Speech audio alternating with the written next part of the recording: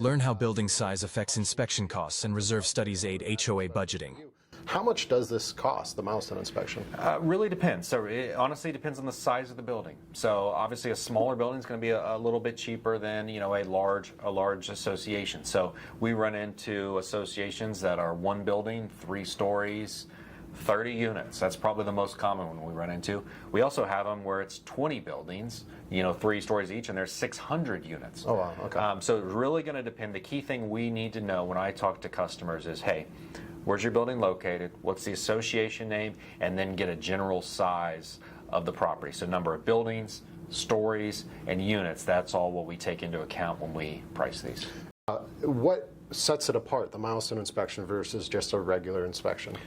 I would say the differentiating factor between a milestone inspection and a regular structural inspection, regular balcony inspection, is that this is state required. Okay. And so again, a lot of times on those miscellaneous inspections, kind of how we would categorize them, we provide our own report. Okay. On the milestone, we fill out the state's report that the state created, and so it's very specific. But really, the key difference is they have their own form, so we follow those requirements, and it's required by the state, not just more of a peace of mind inspection. What is a reserve study when it comes to HOAs or condos?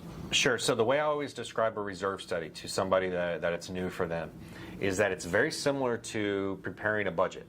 The idea is we go into the property, take a look at all of their common areas, maybe even their buildings like a clubhouse, a pool, could be the structure itself, and then basically from there, based on that inspection, we say, hey, we think you've got 8 years left remaining on your roof. We think you should budget as an association this amount of money for the next 8 years to plan for a future replacement, repair, things like that. So reserves, it means financial reserves. So when you hear the word reserve study, it means financial reserve study, basically. The idea is, at the end of the day, I always tell customers, looks very much how you would do a budget at home to a degree. It's going to show, hey, the next 10 years, set aside this amount of money for this specific item. The idea is, so there is some financial planning for the association. You don't get caught off guard with a massive bill because you've got a ton of work that needs to be done and there's nothing in reserve.